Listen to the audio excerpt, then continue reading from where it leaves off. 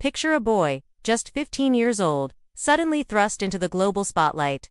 This was Björn Andrésen.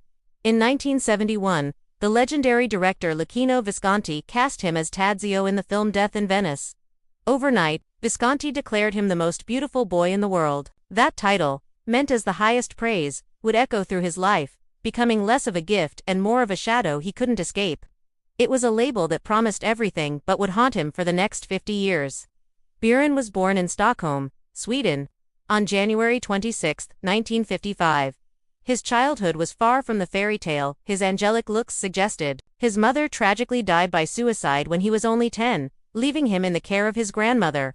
His world was already fragile when Visconti discovered him during a casting tour across Europe. Suddenly, he wasn't just Björn anymore.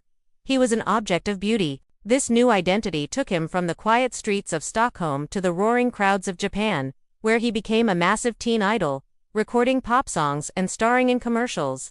He was on magazine covers, adored by millions. But underneath the polished image was a young boy struggling to understand who he was.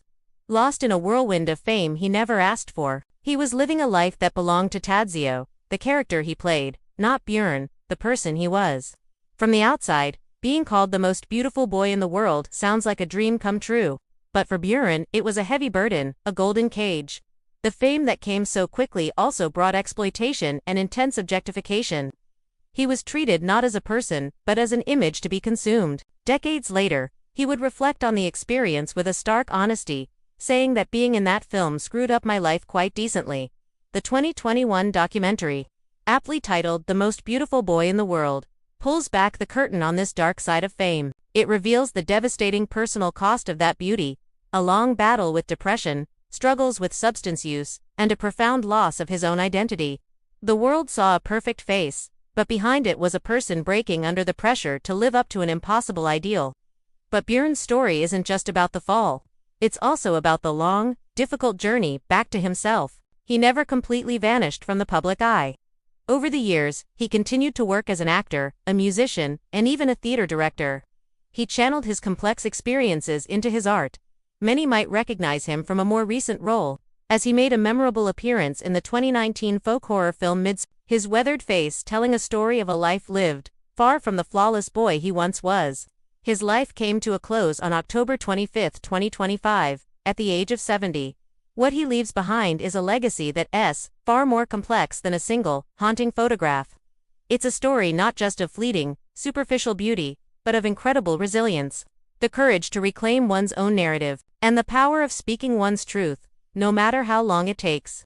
So, what can we take away from Björn Andrésen's powerful and often painful story? Perhaps it's a reminder that true beauty isn't about what the world sees on the surface. It's about the depth, the strength, and the spirit within. Fame can be a blinding light, making us forget that behind every public image, every label, there is a real, complex human being with their own story, their own struggles, and their own triumphs. Let's honor Björn's legacy by choosing to see the person, not just the picture, and by valuing compassion and authenticity above all else. If you or anyone you know is struggling with mental health or feeling lost, please remember, you are not alone.